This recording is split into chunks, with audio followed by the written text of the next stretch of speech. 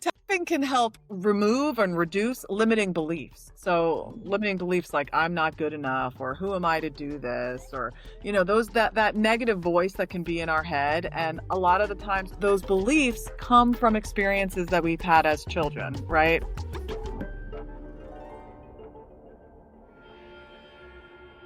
Hello, and welcome back to Retrieving Sanity with your podcast host, Keegan, and this is your podcast for all mental health, addiction, recovery issues, and topics. And I've got some questions for you today, mostly just one. Have you tried pretty much everything you think of to, better yourself or try to get better?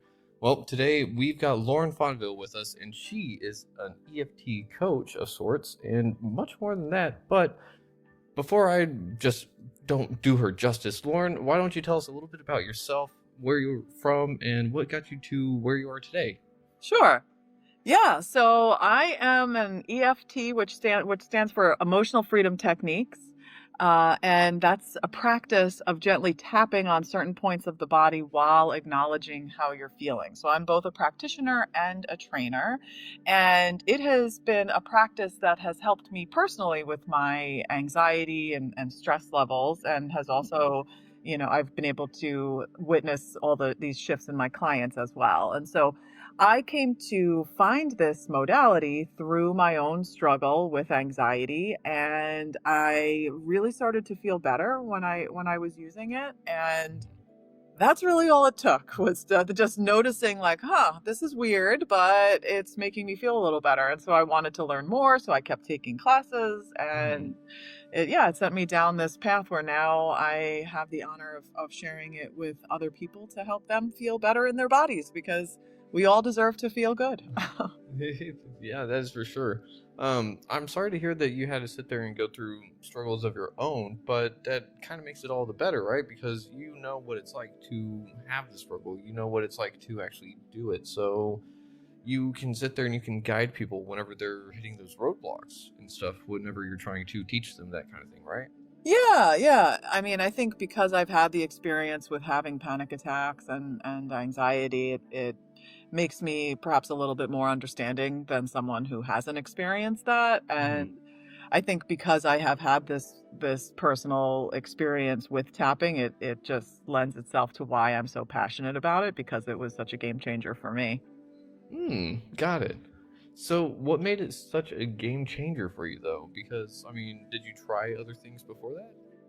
Yeah, I've tried all sorts of things. My healing journey really started with yoga, and I signed up to become a yoga teacher. And going through that training, I was at the yoga studio a lot, and I was exposed to a wide variety of modalities, including sound healing and meditation and Reiki, and ultimately came to find tapping.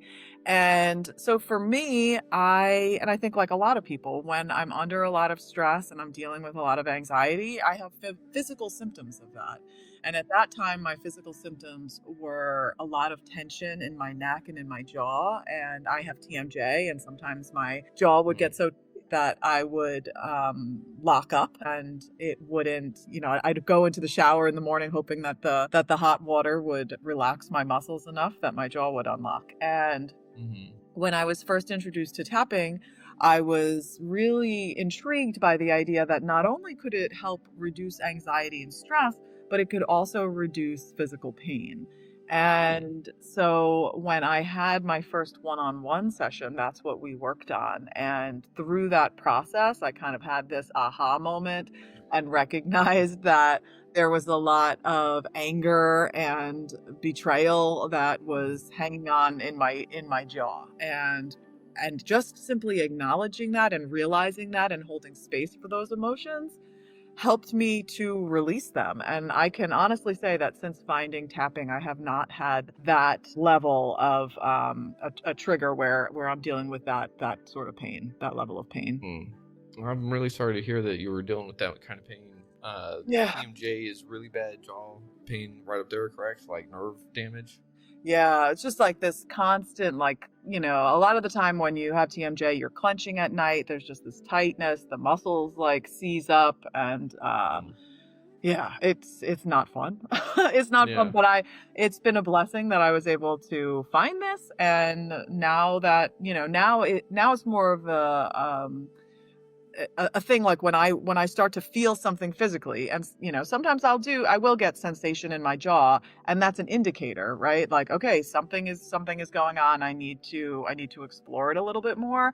So because of all of these practices that I've learned, it's really helped me to cultivate a better relationship, like between the mind and the body. So when the body starts speaking and like whispering, Mhm.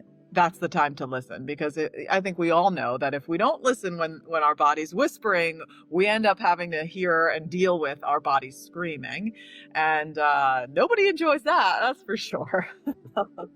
That is for sure. Mm. And it kind of reminds me of the whole, if you don't take a break or if you don't rest, your body will take one for you, and it's not going to be an ideal time, Yeah, you know? So it kind of would make sense that same kind of thing goes for our emotions or the way that we handle anxiety and stress, because a lot of us like to just kind of hold it in because we don't really know what to do with it, right? exactly. And so I guess for you, it kind of manifested in your jaw mostly, right? And so that's where your neurons just went, all right, I know where to go whenever we don't got anywhere else to go, and just headed straight to there. Does that sound kind of right? Yeah, no, I think that's exactly it, and just like you said, a lot of us, when we feel uncomfortable emotions, we don't like that. So typically what we do is we shove it down, right? And then we distract ourselves with something else. We throw ourselves into our work, or we throw back a few too many beers or glasses of wine so that you don't have to feel that discomfort. And while that may help in the short term, I think we all know that in the long term, all that stuff that you've been stuffing down is going to build up and build up until you get to a point where it's going to explode. And Mm-hmm. sometimes that explodes physically in the body with physical pain. Sometimes it explodes with an emotional, meltdown.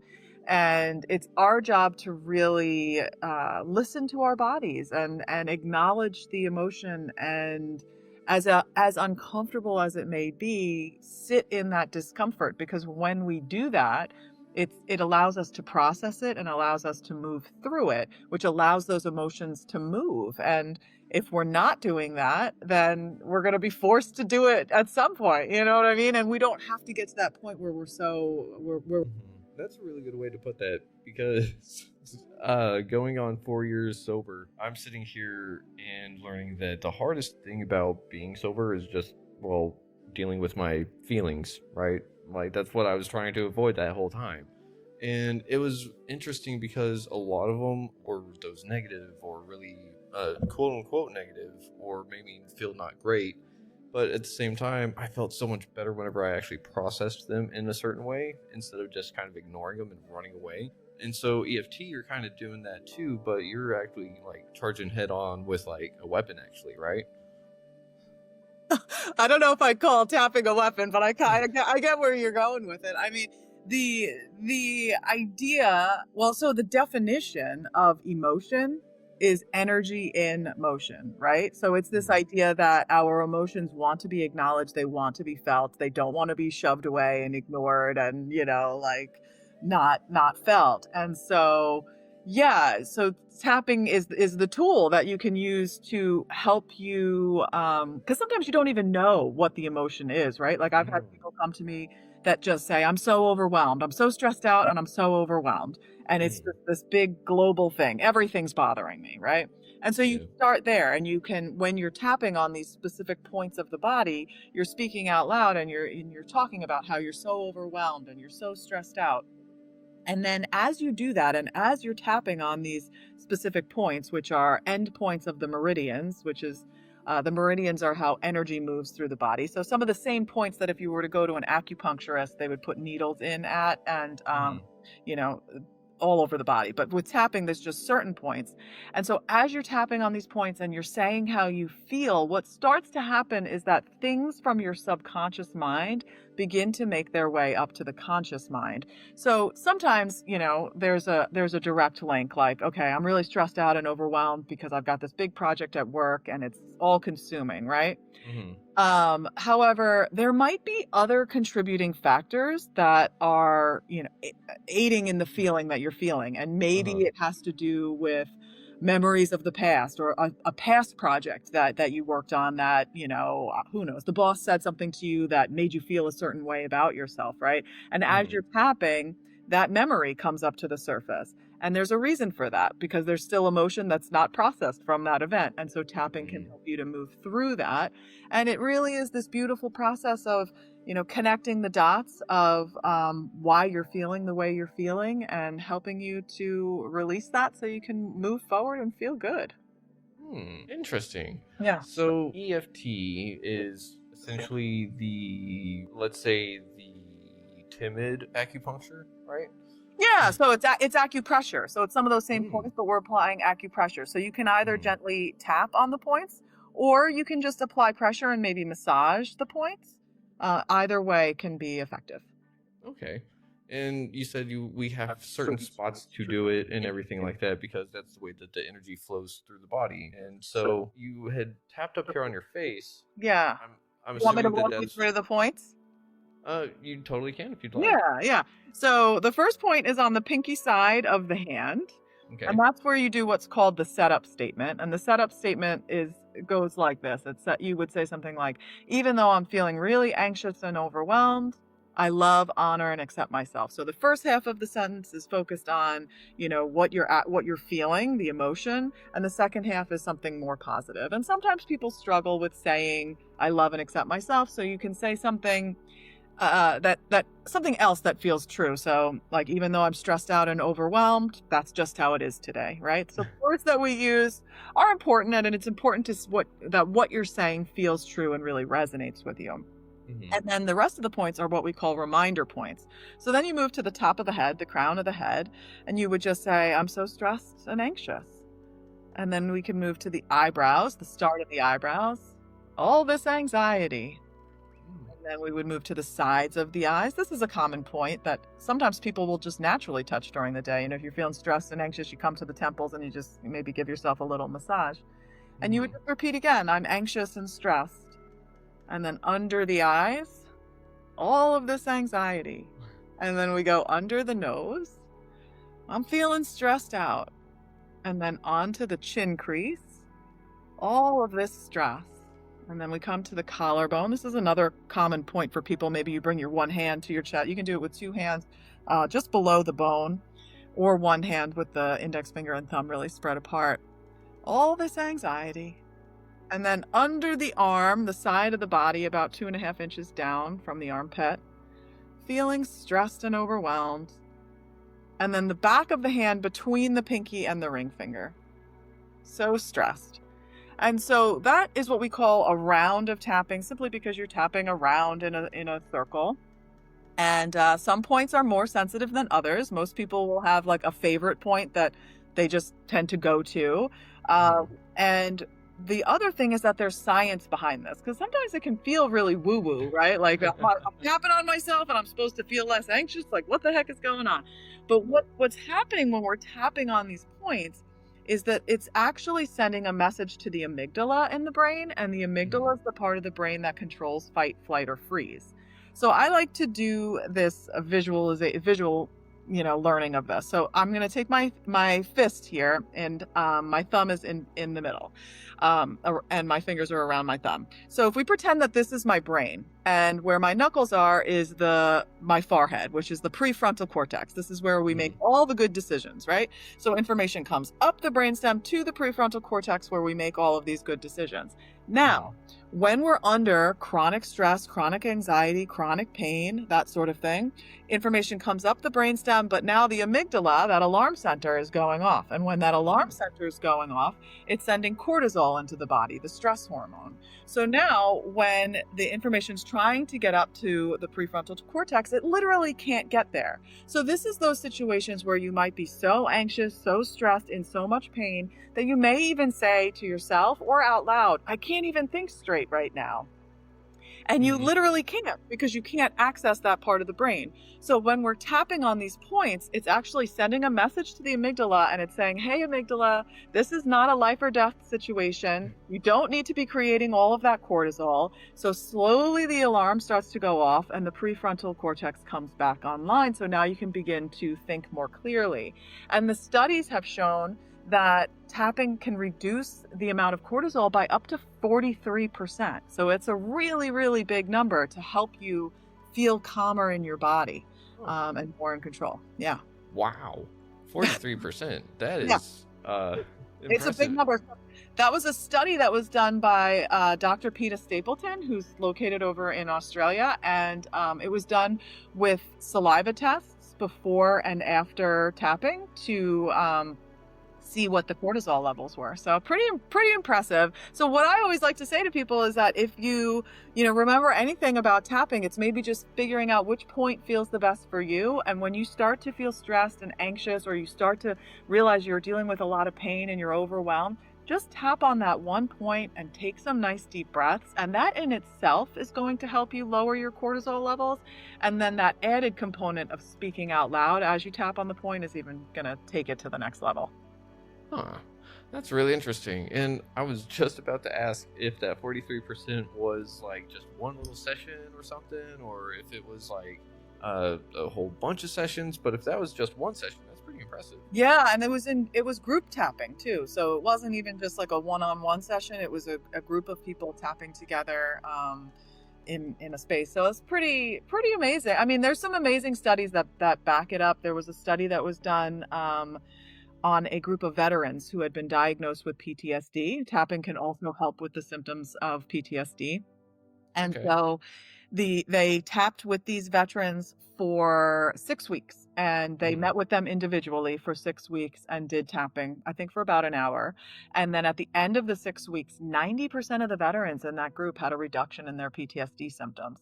So Oh, that's pretty powerful stuff too. And yeah. it's not just veterans that are dealing with trauma and PTSD. I think all of us are on some level. But yeah, I would have to agree that I think everyone has been traumatized at one point or another, probably mostly by their parents and or those around them. But Yep. that's the thing, is that as we are growing, part of that is to help either mature, but really I think that that is just a healing kind of journey, figuring out who we really are, picking up the pieces, going like, that one didn't really fit, I don't like it anyways, kind of thing. Or maybe that one is part of like me and I need it anyways, even if I don't like it. So maybe can tapping help people get more comfortable with themselves in a sense, like to be more confident maybe. Yeah, absolutely. So tapping can help with reducing, sorry about my dogs in the background.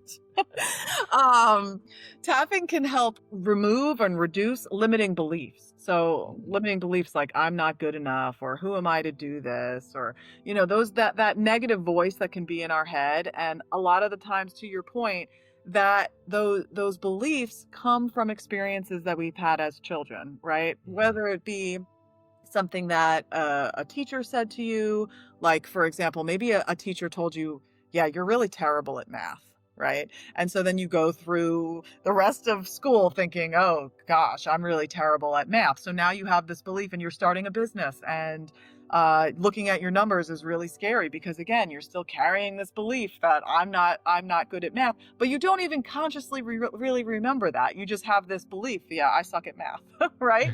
And so tapping through that will likely bring that memory to the surface so that you can hold space for it and move through it and realize, that's not true. That's something that I Mhm. took on from somebody else, and I can move forward in a different way. And so it 100% can help you, identify things that you need to acknowledge, and then help you to feel more confident, for sure. Hmm. Okay, nice, I Yep. like that. And so to follow up on that one, are we familiar with the left and right side of the body, and like left is feminine or receiving and right is masculine slash giving? Yeah. do you think EFT will have effects on which part of the body you tap? Necessarily which part of the body. Because sometimes a common question is like, oh, well, if I have, this particular issue, is there a particular part of the body that I should tap on? And the Hmm. answer to that is no, because you just tap on all of the points as part of the protocol. Um, but it is interesting, because I also do energy work and I'm a Reiki practitioner. And so I work with a lot of entrepreneurs who are, go-getters, right? They're people who like just push through and keep going and power through. And Hmm. sometimes that masculine side of the body is really dominant. And so then it's this idea of accessing the feminine side and being able to, lean into self-care and that sort of thing too. And so some of that comes up with the beliefs that somebody has, and then I like to incorporate maybe some Reiki into the session. And I'm all about figuring out what modalities work best for you and going with that. Sometimes I'll incorporate movement into a session too, because I'm a yoga teacher. And so yeah, like I think all of it plays into each other.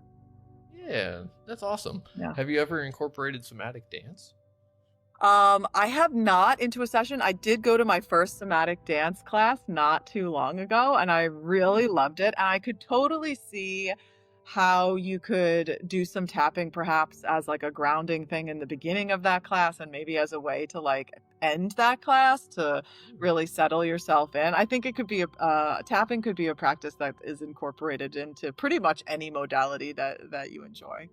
Yeah, that's awesome because I think one of the powerful things about it that I'm kind of picking up on is that our bodies are telling our bodies that it's okay, and normally our brain is telling the body, hey, this isn't okay. But the body and the brain are kind of in tandem whenever we're tapping on our own body, right? Yeah, And yeah.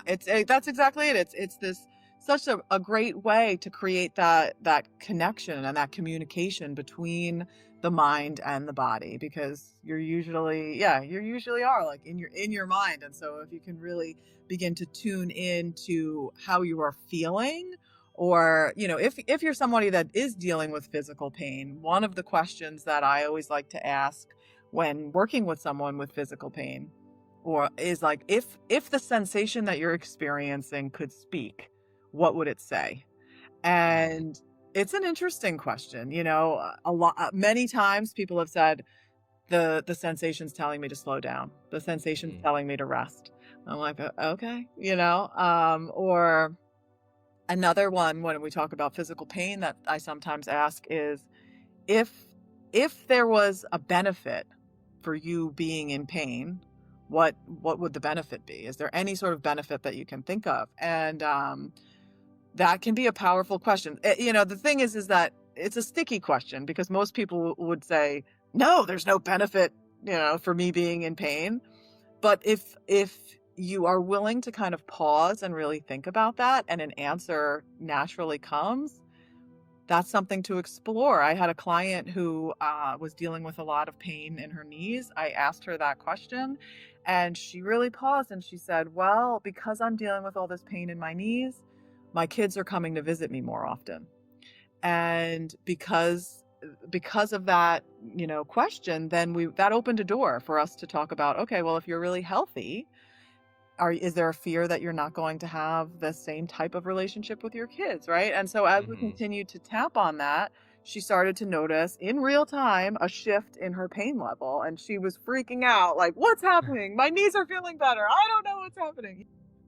And so our bodies have messages for us, and she had no idea that that message was even there, but it was. Huh. That's really interesting.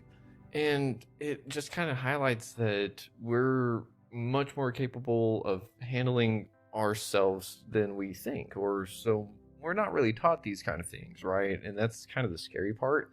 But here's a random thought that just popped in my head. Hear me out. Do you have any tattoos? I do. Do you think that getting a tattoo would be essentially like tapping therapy in a sense, because it's called needle therapy, right? So it's just a whole bunch of like little taps at the whole time. Maybe if it was on one of the endpoints of the meridians, potentially. I don't know.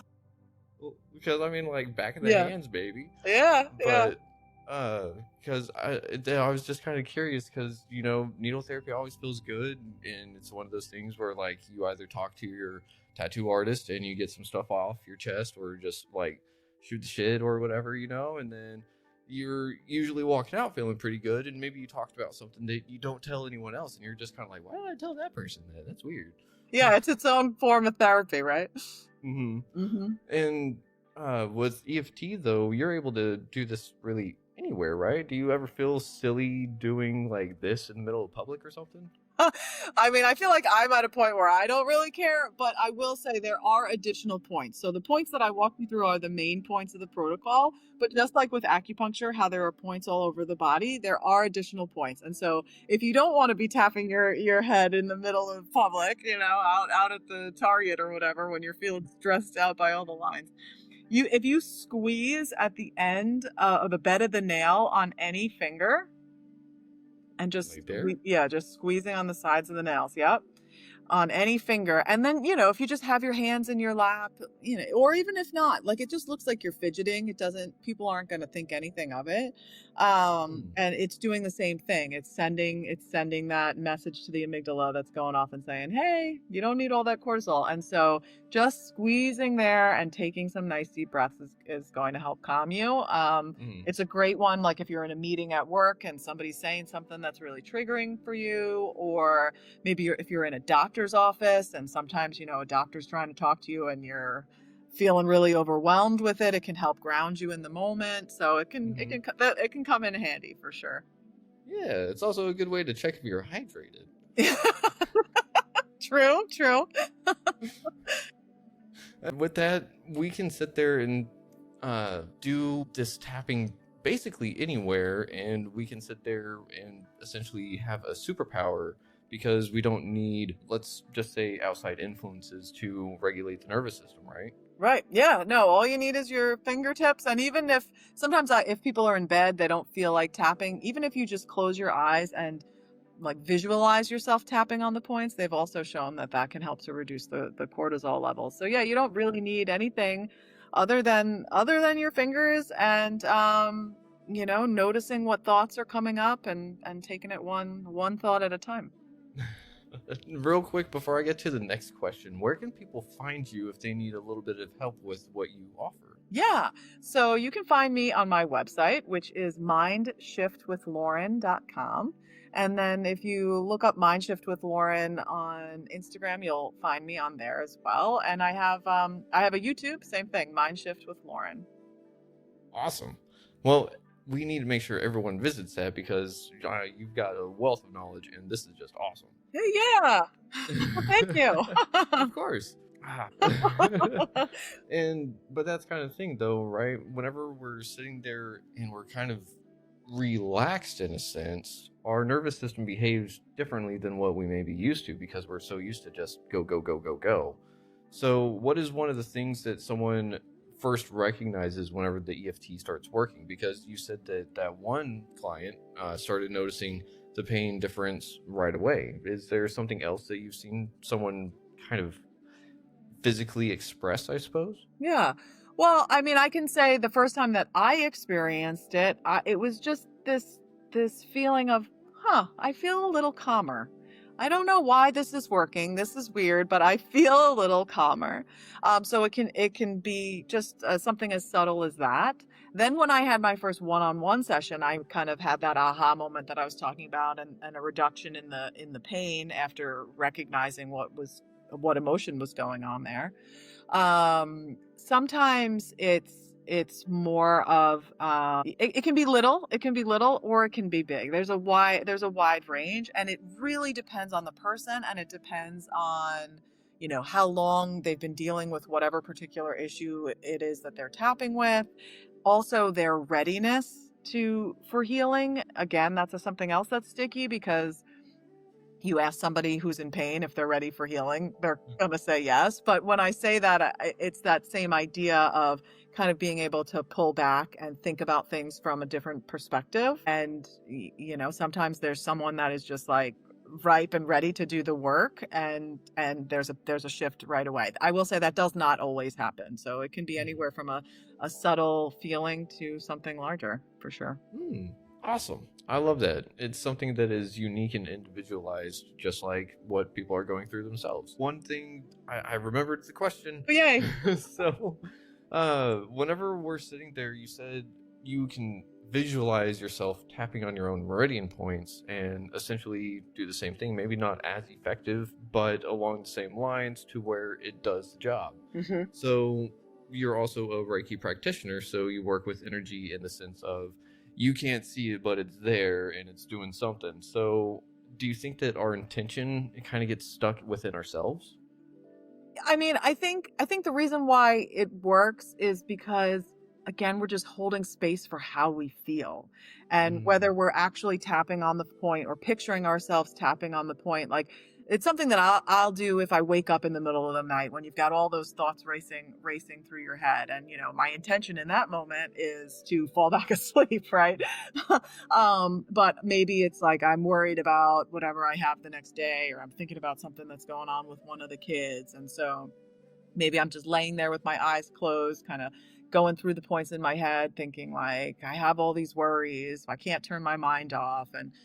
But I'm okay. I'm going to be okay. I'm going to fall back asleep. Everything's okay. Right. And so I think it's this combination of acknowledging how you're feeling with that intention of moving the needle towards the better thought or feeling. Because sometimes what people will say is like, when we're saying, "Oh, I'm so stressed out. I'm overwhelmed. All this anxiety." It's like, are you tapping in the bad thing? We're saying the bad thing over and over again.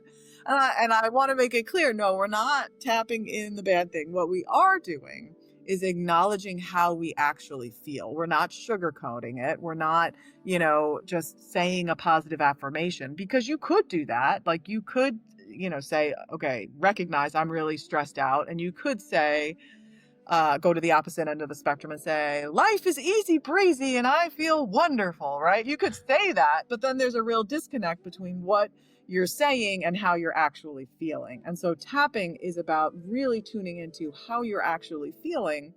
And when you do that, then other thoughts are going to come out. Yeah, I'm really stressed out, but I have a really great support system. Or I'm really stressed out, but I know a lot of it's related to this project and that's coming to an end, right? And that feels a little bit better than just saying, I'm so overwhelmed and stressed out.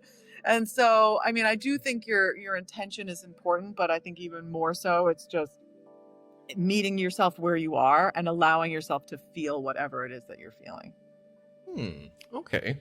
That's really interesting. So we're sitting there kind of being our own best friend in a sense, but not the one that is tough love. Right. It's just saying how it is, right? Because I feel like so often, and movies like The Secret and this idea of like manifesting, which I think there's something to be said for manifesting and putting positivity out, but we don't want to just be giving our lip service to what we want. We want to really, manifesting happens when you're really in alignment and you really feel it, right? And you're not going to really feel it when you're feeling all these uncomfortable feelings. And so in order to get to that place of really being in alignment and feeling it, we have to acknowledge it. We have to sit in the discomfort of it, and then we'll get there. And so it's an important part of the process. Yeah. What do you think makes us uncomfortable in certain things? Because some people handle themselves with immense grace, and other people sit there and seem to have the hardest time with anything, Well, I think, nobody really enjoys feeling sad or angry or frustrated. I think, sure, some people manage it better. Maybe some people were given the tools or taught the tools of how to manage that better. I mean, and there's some emotions that people are more comfortable feeling than others. And I would say, in working with a lot of men, it's more comfortable to feel feel angry about something than it is to feel sad, right? And I think part of that is culture and what's deemed quote unquote acceptable, right? Um, and so it's kind of peeling back those layers to allow yourself to feel the sadness. And sometimes there's a real fear, right? I've had clients say, well, I have not allowed myself to go there. I have not allowed myself to go there. And if I do allow myself to go there, I'm scared I'm never going to come back from it because it feels like this black hole that I'm jumping into if I allow myself to feel whatever that emotion is, anger, sadness. And so you can tap on that. Even though I'm scared to feel all of this anger, I'm going to go slow, right? Even though I'm scared to feel all this anger, it's okay and I'm okay. And you can tap until that level of fear has gone down to a point where it feels safer to move forward. And that's an important part too. Like, this is not a tool where you dive in and you relive all your trauma and you re-traumatize yourself in the process. Like, this is a gentle tool that meets you where you are so that you feel comfortable moving forward. And if you decide to move forward with this modality with a practitioner, that is important to make sure that you always feel comfortable and safe. And if someone is really like pushing you, like, we're going to get to the root of it and you're going to, feel this trauma and, no, like this, it's supposed to be gentle. Like, it is supposed to be gentle. So make sure that you're working with the right person. All I can picture now is just some football coach trying to be a therapist at the Right. same time. Right. Exactly. It just doesn't work that way. No. And I think that there's a lot to be said there, though, because whenever we're trying to handle ourselves in certain situations, we do beat ourselves up a lot. And we do compare. And I think there's no not comparing, because I think comparison is what has kept everyone alive to some extent, way, shape, or form throughout their life. And I think we compare unknowingly too, because one way or another, there's always some differences or similarities, and we seem to find those out really quick whenever we meet someone for the first time, or even if we see someone that we've known forever, right? But whenever we're dealing with ourselves, we know ourselves so well that it's really hard to kind of crack the code, kind of like those guys were saying, that if they jump into it, that they're afraid that they won't be able to pull themselves out. But you're saying that we're able to meet someone with where they're at so that they don't overwhelm themselves. They don't sit there and push in worse or the same beliefs but harder. And we're able to do a whole lot for people, or they're able to do a whole lot for themselves in almost any situation, it sounds like.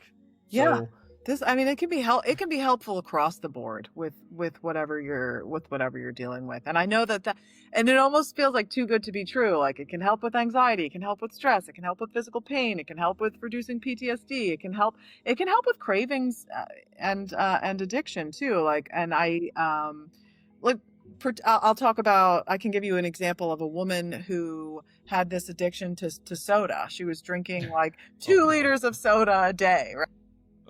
And just like loved it. And they brought her up on stage and asked her how much did she really want to drink this Coca-Cola, right? And so she's like, oh, I really want it. They're like, okay, why don't you have a sip? And she sips it and she's like, oh, it's so good. And they're like, what do you like about it? And she's like, oh, it burns and the bubbles, I feel so good.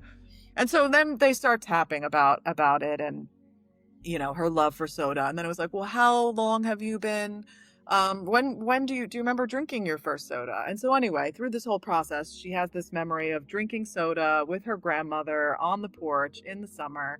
And so it becomes very clear that she's attached this feeling of love, her grandmother's love, to the soda.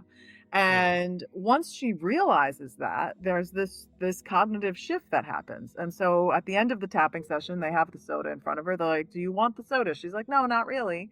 And then they say, all right, well, why don't you have a sip anyway? So she takes a sip of the soda and then she's like, oh, the bubbles, it burns. It doesn't feel good, right? Like a totally different reaction to it, which is just it's just so interesting. But so if you're, it can help with the cravings, or like if you have a desire for, chocolate or something like that, with like reducing the cravings. But I mean, if you have obviously, drug addictions and that sort of thing, I'm not going to say that it's a cure all, but like if you're somebody that is feeling the intensity of an urge, tapping Mhm. can help with reducing that urge.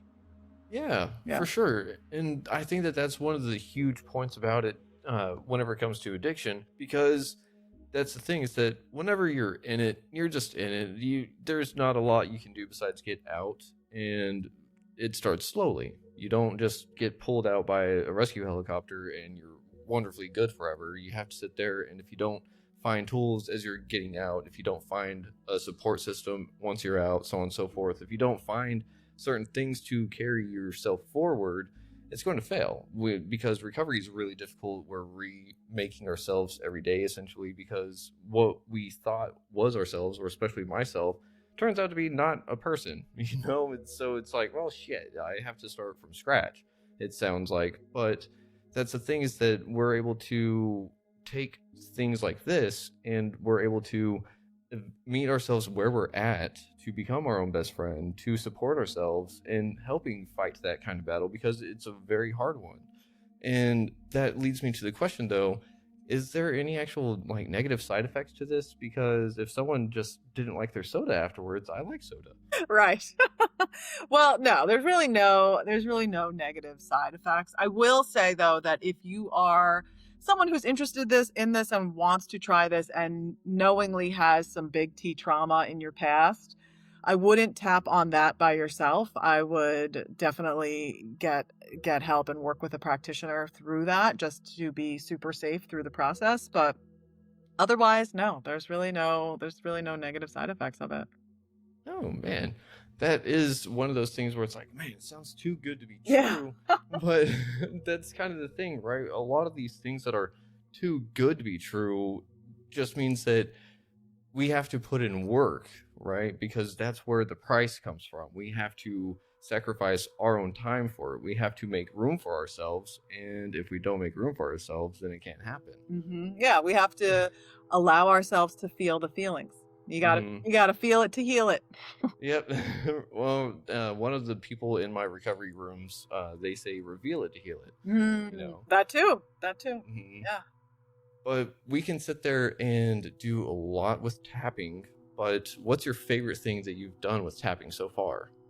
Um, well, I think, my own journey with it has been powerful. I love that I can help other people. I love teaching it. I'm a trainer now, so I can train people who are interested in becoming EFT practitioners. I love that there's just so many different ways that you can utilize it. I love that it complements other practices. I've also incorporated it into yoga classes.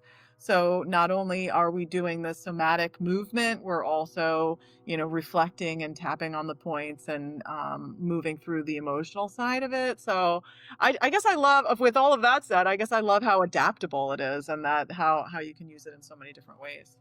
Yeah, that's awesome. The first thing that I had pop in my head for some reason was EFT and yoga at the same time. So I'm doing the tree and then gorilla. Yeah, I typically teach it with in a yin class. So it's more like gentle, all on a mat. But that, you go for it. Do the tree pose and the tapping under the arms at the same time. Go for it. Extra Um, balance. yeah. I don't know why that popped in my head, but it's one of those things. Uh, so whenever tapping comes into play, how do you, let's say, if someone's skeptical whenever they come to you, wow, what do you do to make them just like takes a leap of faith? I mean, Yeah. they went to you in the first place, right? So it's interesting, right? So sometimes I'll do workshops where people obviously sign up and they attend, and other times I'm hired to go speak to a group of people at a business or at a support group where the people that are there haven't necessarily signed up to see me, but I'm like the guest speaker, right? So the energy can be different when there's people that are there. They're like, oh, this sounds a little crazy. So I've definitely come across, my fair share of skeptics, and I always invite the skeptics. I think it's fine. This is not a practice that you have to believe in order for it to work. I just say, give it a try and see how it makes you feel. And if it makes you feel better, then that's awesome. And if it doesn't, then move on to the next thing. Like it's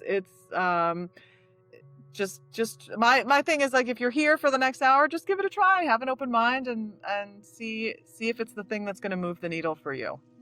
Ooh, I love that. A little bit of just give it a shot, there's no negative side effects. You might not like soda if you were addicted to it, but that may be a good thing for your dentist. Right. So, and dealing with skeptics and sorts, you said that there's nothing, you don't have to believe in it for it to really work. So, not to play devil's advocate, but do you feel that other modalities you work with, like Reiki, for example, do you feel that your client has to be gung-ho about it for it to really work, and you do EFT whenever they're kind of like not that in it? Yeah, no, I mean, if somebody's coming to me for Reiki, they're most likely a believer. Like, they're not somebody that's like, again, like a skeptic with it. But I do think that just meeting someone wherever they are with it, and if you're skeptical, it's okay, and that just see how it makes you feel. That's usually my go-to thing. If somebody is skeptical, they've never done Reiki, but they signed up for it. I think if you have that mindset of, this is not going to work for me, like if you are just like closed off, this isn't going to work for me, sitting there with your arms crossed, it's not going to work for you, because you've decided it's not going to work for you. I do think that there has to be some openness and willingness to see to give it a try and see where it goes from there. Yeah, for sure. I was just curious myself, because I'm all about Reiki too, and it's just one of those things that I know that whenever you're not familiar with the way that energy feels, whenever you're not actually paying attention to your body or what's around it, kind of thing, everything just feels like static all at the same time, and so it's kind of hard to notice that there's something going on. But I think that there is something to it too, of closing yourself off to it, and then it's just like, it's just not going to happen because you don't want it, but I think that EFT would be one of those great things to introduce someone to, like, open themselves up to it, because they can finally maybe feel some of that shift going on within themselves before they have someone else do it for them. Yeah. And when I first teach someone, I often have them focus on something physical in their body. Like, we do what's called a constricted breathing exercise, and noticing like what kind of tension you feel in your chest.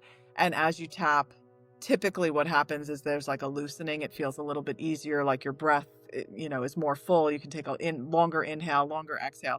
And so when somebody is focused on really feeling a physical change, I feel like then they open up a little bit more to moving towards the emotional. And so I'll kind of go from talking about the tension that they're feeling, or the tightness that they're feeling in their chest, to asking something like, if that tightness was an emotion, what emotion would it be?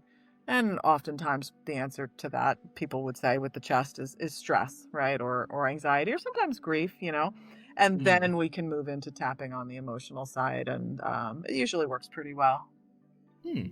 Interesting. So you get to see a lot of people change almost in real time, if not real time. And then you get to see them walk out of your office, per se. And they're probably walking a little bit taller and happier, right?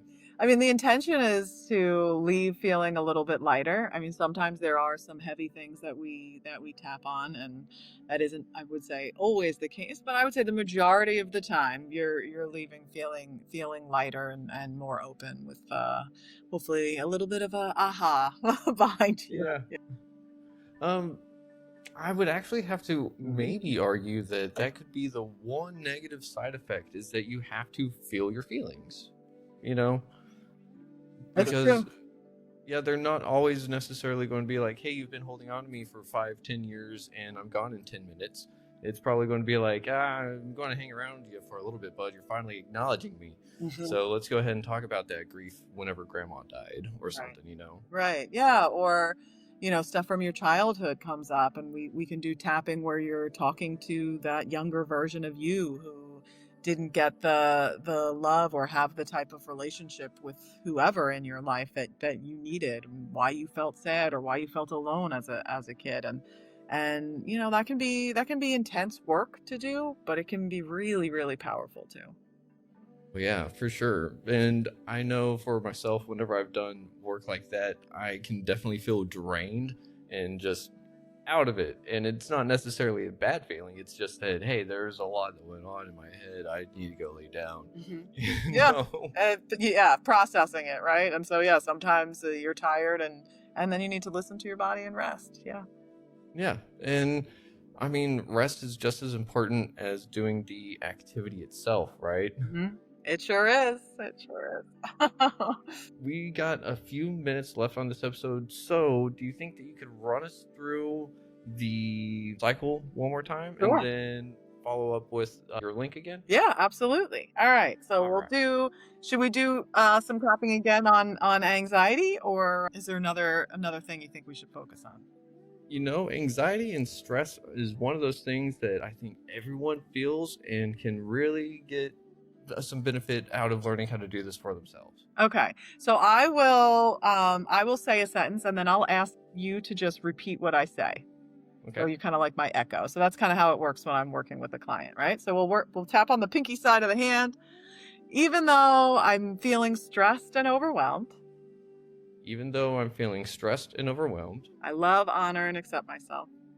I love, honor, and accept myself. And we do that 3 times on the pinky side. So even though I have all this stress and anxiety, Even though I have all this stress and anxiety, right here, right now, I'm acknowledging it. right here, right now, I'm acknowledging it. Even though I've been carrying this stress and anxiety in my body, Even though I've been carrying this stress and anxiety inside my body, I'm choosing to love myself through it. I'm choosing to love myself through it. And then we're going to come to the top of the head. All of this anxiety and stress, All this anxiety and stress. the start of the eyebrows. I've been carrying all of this anxiety and stress. I've been carrying all this anxiety and stress. Sides of the eyes. It has been weighing me down. It has been weighing me down. Under the eyes. I'm so stressed and anxious. I'm so stressed and anxious. Under the nose. I feel this in my body. I feel this in my body. The chin crease. I've been carrying this tension in my body. I've been carrying this tension in my body. Into the collarbone. I'm open to the possibility of letting it go. I'm open to the possibility of letting it go. Under the arm. I'd really like to let this anxiety and stress go. I'd really like to let this anxiety and stress go. And then the back of the hand. I'm choosing to love myself through this. I'm choosing to love myself through this. It's okay, and I'm okay. It's okay, and I'm okay. And then take a nice deep breath. And let it go. Ooh. Ooh, that feels good. Yeah. Yeah. Ooh. I like that. For some reason, my hand really likes that one. Yeah, so that's your favorite point. So you can know, like, when you're feeling stressed or overwhelmed, you can just tap on that, take some nice deep breaths, and feel more grounded.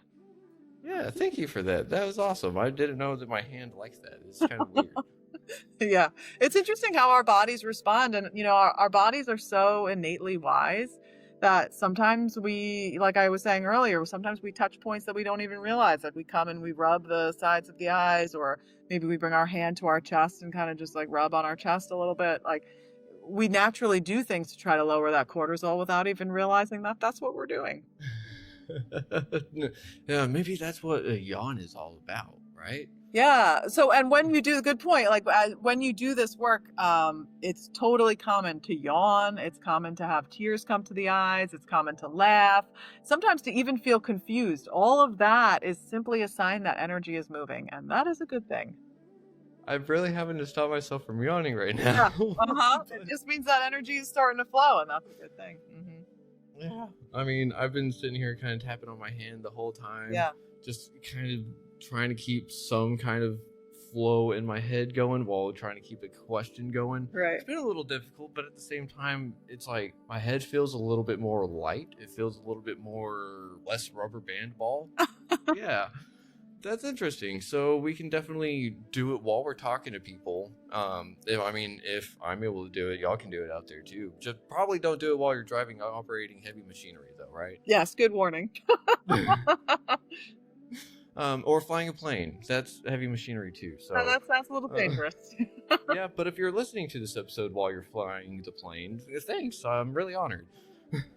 But Lauren, where can people find you once again? Yeah, you can come find me at my website, mindshiftwithlauren.com, or on YouTube, Mindshift with Lauren. I publish new videos every week, and if you want to get on my email list so you can get those in your inbox every week, you can find that on my website, mindshiftwithlauren.com.